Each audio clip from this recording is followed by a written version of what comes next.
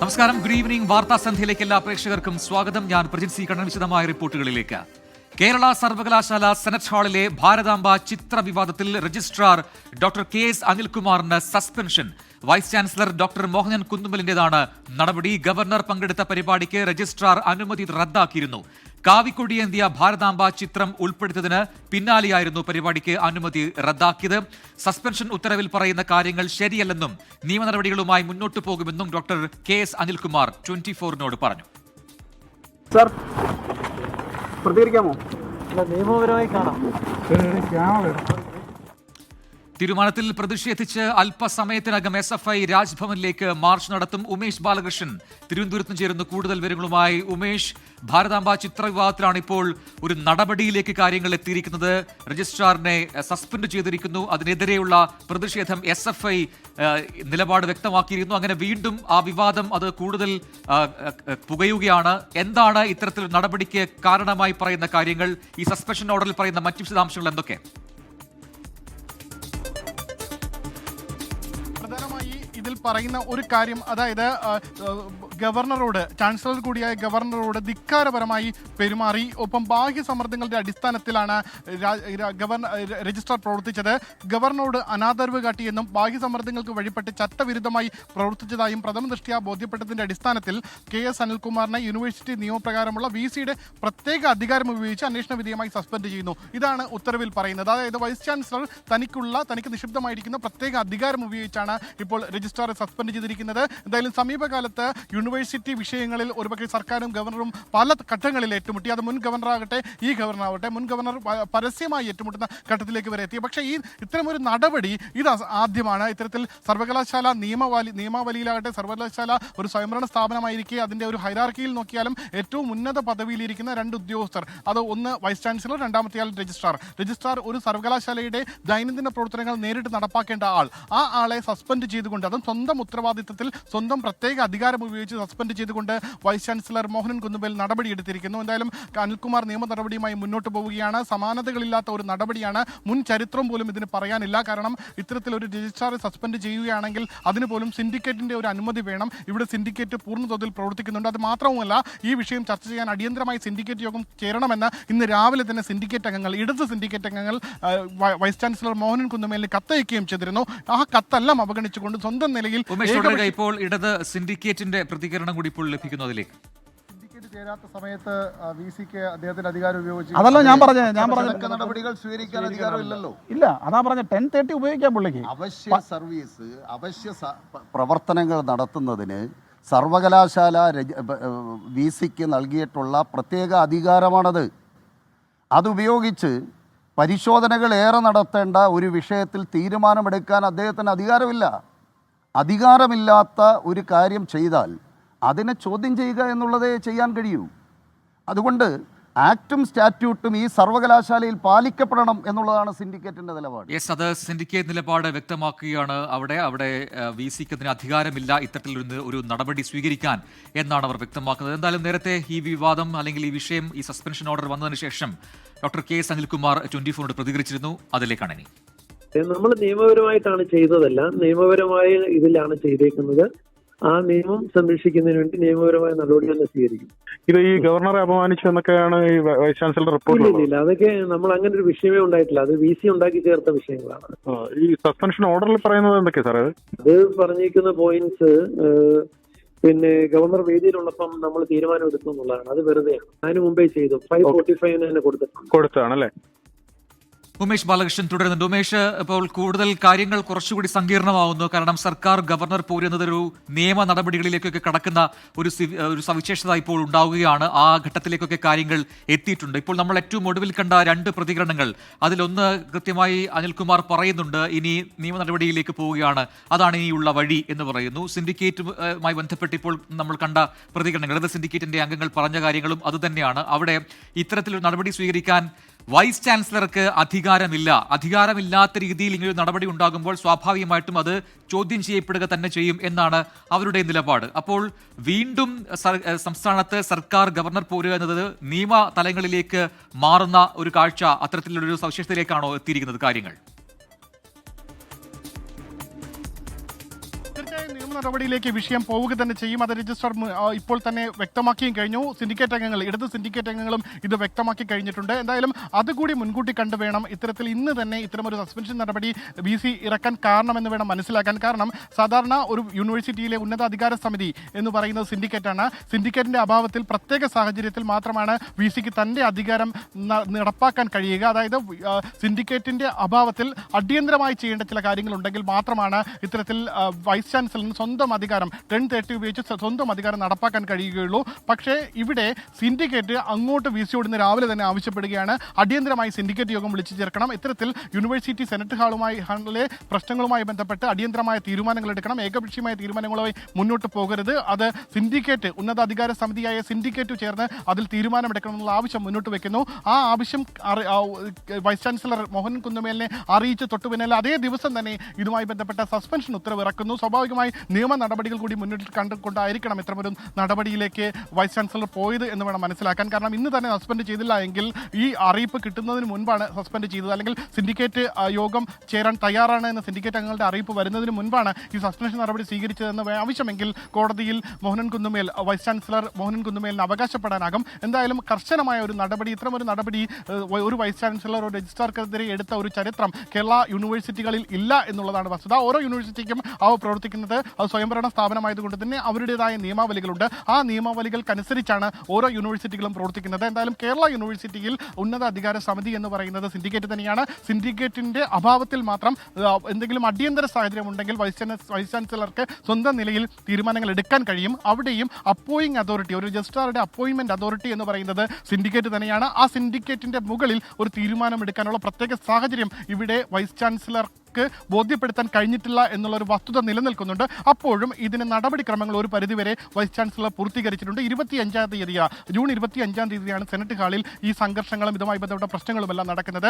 അവിടെ പത്മനാഭ സേവാ സമിതി എന്ന സംഘടന ഈ സെനറ്റ് ഹാൾ വാടകയ്ക്കെടുക്കുന്നു. വാടകയ്ക്കെടുക്കുമ്പോൾ തന്നെ അതിൽ ഒരു കരാർ ഉണ്ടാകുന്നു. അതിൽ മതചിഹ്നങ്ങളോ മതപ്രചാരണങ്ങളോ നടത്താൻ പാടില്ല എന്നുള്ള കരാർ ഒപ്പിട്ടുകൊണ്ടാണ് അവിടെ ഒരു പരിപാടി നടത്താൻ തീരുമാനിക്കുന്നത്. ആ കരാറിന്റെ ലംഘനമാണ് എന്ന് പരിപാടി തുടങ്ങുന്നതിന് മുൻപ് തന്നെ അവിടെ ഭാരതാംബയുടെ ചിത്രം വെച്ചു എന്നുള്ള കാര്യം കൊണ്ട് PROയും സെക്യൂരിറ്റി ഓഫീസറും രജിസ്ട്രാർക്ക് റിപ്പോർട്ട് ചെയ്യുന്നു എന്നാണ് രജിസ്ട്രാർ നേരത്തെ തന്നെ അറിയിച്ചിരുന്നത്. അത്തരത്തിൽ PROയുടെയും സെക്യൂരിറ്റി ഓഫീസറുടെയും റിപ്പോർട്ട് കണക്കിലെടുത്ത്, പോലീസിന്റെയും റിപ്പോർട്ട് കണക്കിലെടുത്ത് ഈ പരിപാടിയിൽ നിന്ന് ഈ മതചിഹ്നമായി കണക്കാക്കുന്ന ഈ ഭാരതാംബയുടെ, കാവിക്കൊടിയേന്ത്യ ഭാരതാംബയുടെ ചിത്രം മാറ്റണമെന്നുള്ള ആവശ്യം രജിസ്ട്രാർ മുന്നോട്ട് വെക്കുന്നു. അത് സംഘാടകർ അംഗീകരിക്കുന്നില്ല.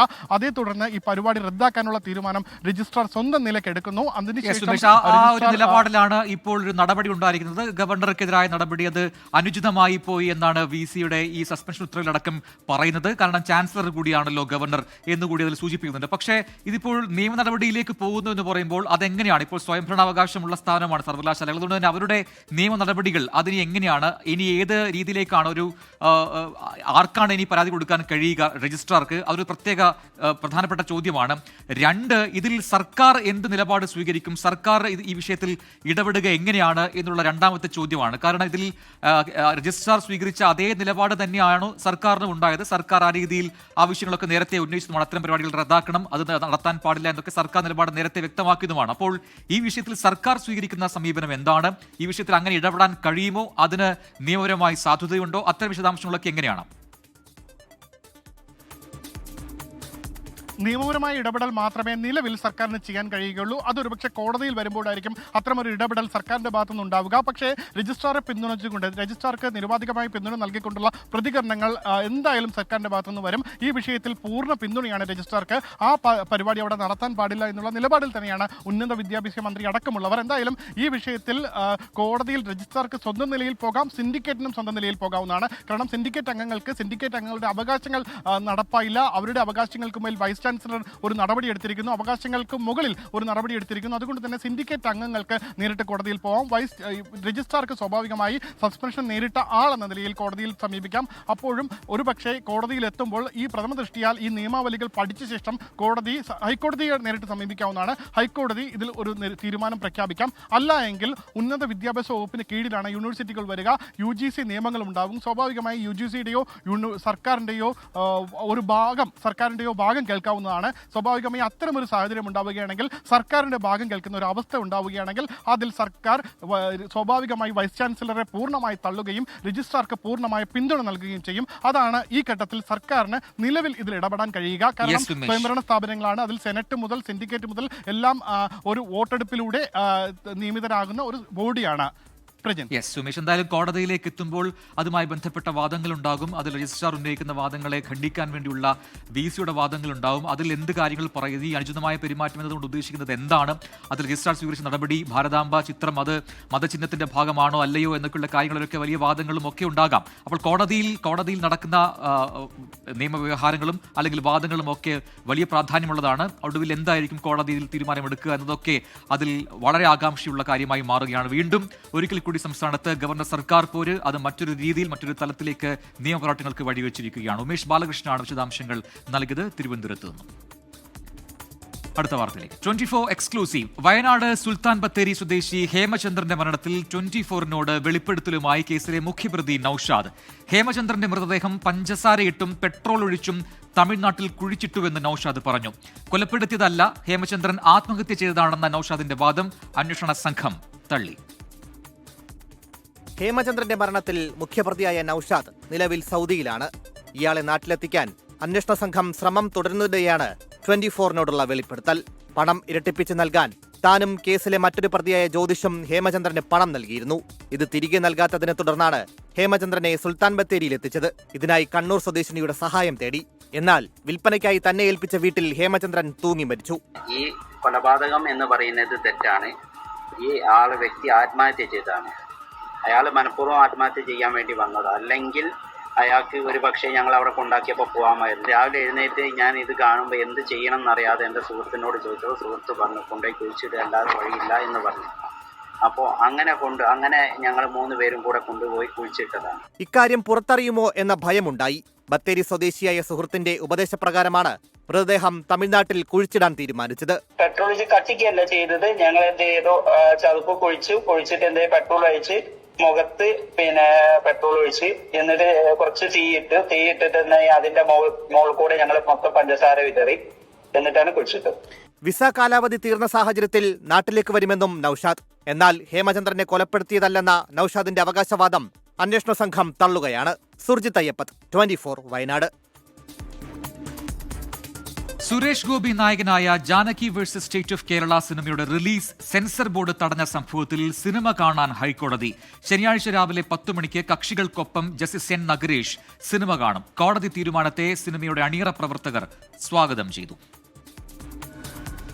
സിനിമയുടെ പേരും കഥാപാത്രത്തിന്റെ പേരും മാറ്റാതെ സിനിമയ്ക്ക് സെൻസർ സർട്ടിഫിക്കറ്റ് നൽകില്ലെന്ന സെൻസർ ബോർഡ് തീരുമാനത്തിനെതിരെ ചിത്രത്തിന്റെ നിർമ്മാതാക്കൾ നൽകിയ ഹർജി പരിഗണിക്കവെയാണ് ഹൈക്കോടതിയുടെ അസാധാരണ നീക്കം.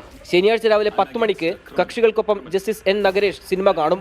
പാലാരിവട്ടം ലാൽ മീഡിയ സ്റ്റുഡിയോയിൽ കോടതിക്ക് സിനിമ കാണാൻ സൗകര്യമൊരുക്കുമെന്ന് നിർമ്മാതാക്കൾ അറിയിച്ചു. എന്ത് സാഹചര്യത്തിലാണ് ജാനകി എന്ന പേര് മാറ്റാൻ നിർദ്ദേശിച്ചതെന്ന് വ്യക്തമായി അറിയിക്കണമെന്ന് സെൻസർ ബോർഡിനോട് കോടതി ആവശ്യപ്പെട്ടിരുന്നു. എന്നാൽ ഇക്കാര്യം ഇന്ന് സെൻസർ ബോർഡ് അറിയിച്ചില്ല. ഇതോടെ കേസ് അനന്തമായി നീട്ടിക്കൊണ്ടുപോവുകയാണെന്ന് ഹർജിക്കാർ വാദിച്ചു. തുടർന്നാണ് സിനിമ കാണാൻ കോടതി തീരുമാനിച്ചത്. കോടതി നടപടിയെ സംവിധായകൻ പ്രവീൺ നാരായണൻ സ്വാഗതം ചെയ്തു. ഒരുപാട് കലാകാരന്മാരുടെ സ്വപ്നമാണ് ഈ സിനിമ എന്ന് പറയുന്നത്. കൂടാതെ ഒരു വലിയ ഇൻവെസ്റ്റ്മെന്റ് ഈ സിനിമയിൽ ഇറങ്ങിക്കിടക്കുന്നുണ്ട്. ഇതിങ്ങനെ നീട്ടിക്കൊണ്ട് പോകുക എന്ന് പറഞ്ഞു കഴിഞ്ഞാൽ ഇപ്പം ഈ ബുധനാഴ്ച പോലും ഒരു തീരുമാനം പറഞ്ഞു കഴിഞ്ഞാൽ ഈ അടുത്ത വെള്ളിയാഴ്ച സിനിമ റിലീസ് ചെയ്യാൻ സാധ്യമായ കാര്യമല്ല. കാരണം ഇത്രയേറെ തിയേറ്ററുകൾ, നമ്മൾ ക്യൂബ് ഉൾപ്പെടെയുള്ള എല്ലാ പ്രൊവൈഡേഴ്സിനും കണ്ടന്റ് ലോഡ് ചെയ്യുക. എങ്കിൽ പോലും എനിക്ക് തോന്നുന്നത് ഒരു 17-ാം തീയതി റിലീസിങ് സാധ്യമാവുള്ളൂ. അപ്പോൾ ഇതിങ്ങനെ നീട്ടിക്കൊണ്ട് പോകുന്ന കാര്യത്തിൽ ഭയങ്കരമായിട്ട് സങ്കടമുണ്ട്. ശനിയാഴ്ച കോടതി സിനിമ കണ്ട് ബുധനാഴ്ച നല്ലൊരു തീരുമാനം ഉണ്ടാകുമെന്നാണ് പ്രതീക്ഷിക്കുന്നത്. ബുധനാഴ്ച വിഷയം കോടതി വീണ്ടും പരിഗണിക്കും. CBFCക്ക് വേണ്ടി ഹാജരായ അഡ്വക്കേറ്റ് അഭിനവ് ചന്ദ്രചൂഡ് സിനിമ മുംബൈയിൽ വെച്ച് കാണാൻ ആഗ്രഹമുണ്ടെന്ന് അറിയിച്ചു.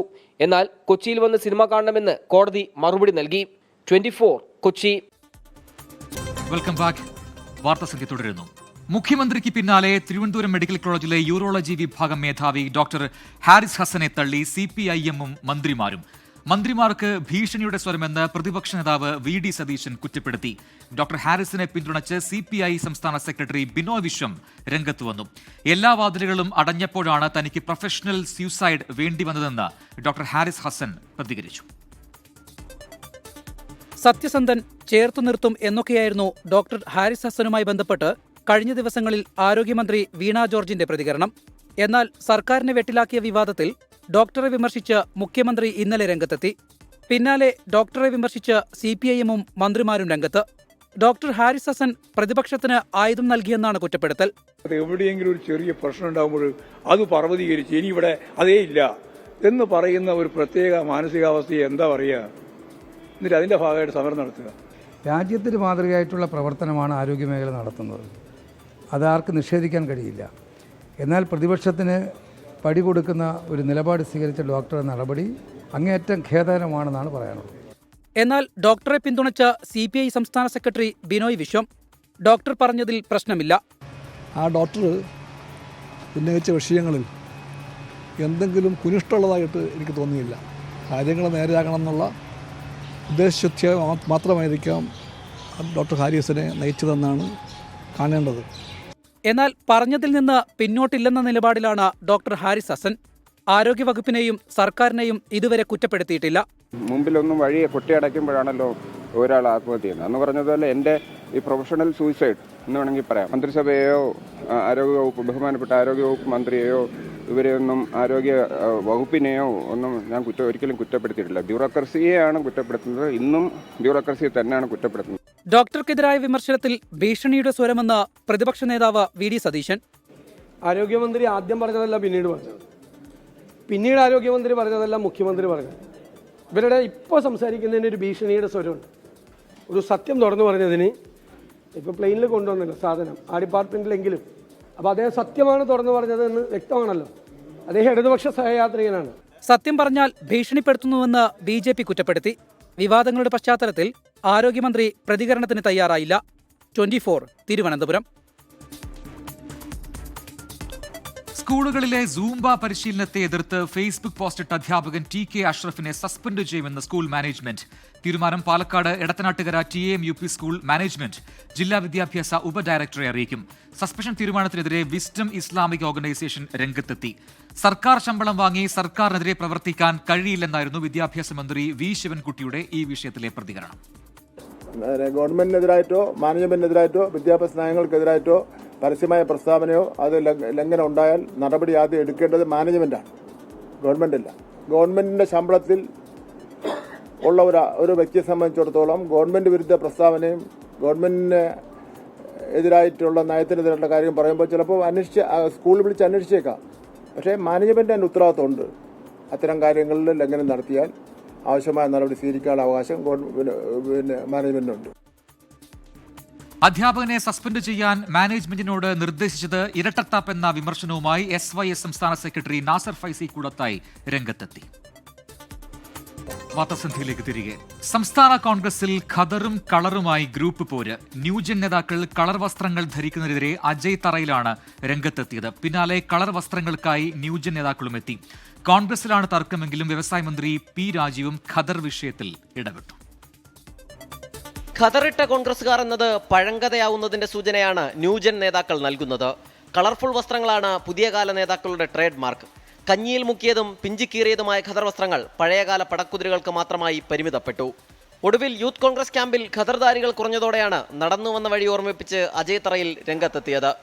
കോൺഗ്രസിനകത്തെ യുവതലമുറ ഇന്ത്യയിലെ കോർപ്പറേറ്റുകളുടേതായ കുറെ വസ്ത്രങ്ങൾ, കളർഫുൾ വസ്ത്രങ്ങൾ ധരിച്ചുകൊണ്ട് ഖദറിട്ട ആളുകൾക്ക് അത് വലിയ ക്ഷീണമുണ്ടാക്കുന്നതിൽ ഇറങ്ങിത്തിരിച്ചിരിക്കുന്ന കാഴ്ച കാണാൻ കഴിയും. ഖദറിന് വേണ്ടി അജയ് തറയിൽ വാദിച്ചപ്പോൾ കളറിന് എന്താ കുഴപ്പമെന്ന് ചോദിച്ച് യുവനേതാക്കളുടെ ഊഴമായി. എങ്ങനെയാണോ ഈ നാട്ടിലെ സാധാരണക്കാരായിട്ടുള്ള മഹാഭൂരിപക്ഷ ആളുകളും വസ്ത്രധാരണം നടത്തുന്നത്, ആ രീതിയിൽ തന്നെയുള്ള വസ്ത്രധാരണമാണ് രാഷ്ട്രീയ പ്രവർത്തകർക്കും ഏറ്റവും അനുയോജ്യമായിട്ടുള്ളത്. അപ്പോൾ ഞങ്ങൾക്ക് ഇഷ്ടമുള്ള വസ്ത്രം ധരിക്കാൻ ആഗ്രഹിക്കുന്ന ആളുകളാണ്. പുതിയ തലമുറയൊക്കെ അവരിൽ ഒരാളായി മാറാനായിട്ട് നമുക്ക് നല്ലത് ഇതുപോലുള്ള വസ്ത്രങ്ങളാണെന്നൊക്കെ നമുക്ക് പലപ്പോഴും തോന്നിയിട്ടുണ്ട്. പ്രതിപക്ഷ നേതാവ് VD സതീശൻ കളർ ഗ്രൂപ്പുകാരനായപ്പോൾ KPCC പ്രസിഡന്റ് സണ്ണി ജോസഫ് ഖദർ പക്ഷക്കാരനായി.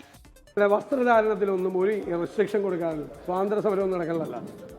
അത് അന്നത്തെ കാലത്തിൽ ഒരു പ്രതീകമായിട്ടാണ് ഖദർ ധരിക്കുന്നത്. അവരൊക്കെ യൂത്തിൻ്റെതായ രൂപത്തിൽ തന്നെ കുറച്ചും കൂടി അവർക്കൊക്കെ സ്വാതന്ത്ര്യം അനുവദിച്ചിട്ടുണ്ട്. നന്നായിട്ട് തന്നെ അവർ പോകുന്നു. നല്ല വസ്ത്രധാരണമൊക്കെയാണ്. കോൺഗ്രസിലെ പോര് കളറായപ്പോൾ മന്ത്രി P രാജീവും പക്ഷം ചേർന്നു. കൊച്ചി പഴയ കൊച്ചിയല്ല എന്നതുപോലൊരു നിലപാടാണ് മന്ത്രിക്ക്. കളറായാലും ഖദറായാലും ജനങ്ങൾക്കൊന്നുമില്ല. എന്നാൽ നേതാക്കൾ ഖദറും കളറുമായി ചേരിതിരിയുകയാണ്.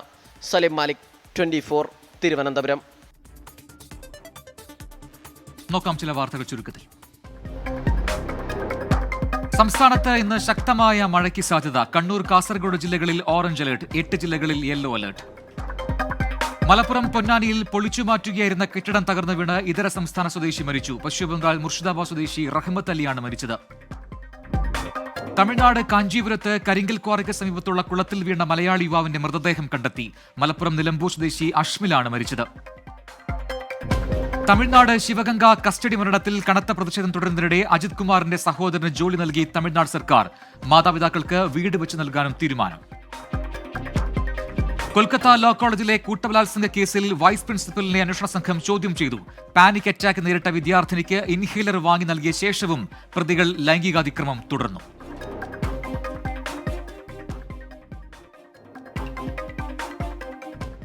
കീമിലും ചരിത്രം കുറിച്ച് brilliant study centre. Kerala engineering വിഭാഗത്തിൽ ബ്രില്യന്റിലെ വിദ്യാർത്ഥിയായ ജോൺ ഷിനോജ് 1ാം റാങ്ക് നേടി.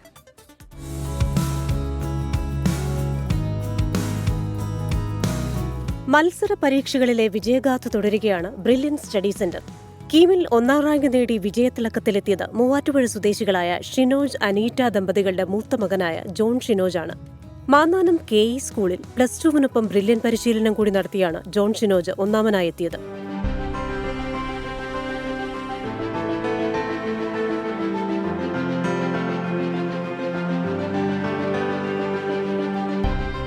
ആദ്യ 10 റാങ്കിൽ 8ഉം ബ്രില്യൻ വിദ്യാർത്ഥികളാണ് കരസ്ഥമാക്കിയത്. ഫാർമസി വിഭാഗത്തിൽ 1ാം റാങ്ക് നേടിയത് ബ്രില്യന്റിന്റെ അനഘ അനിലാണ്. ST വിഭാഗത്തിൽ ശബരിനാഥ് KS 1ാം റാങ്ക് നേടി.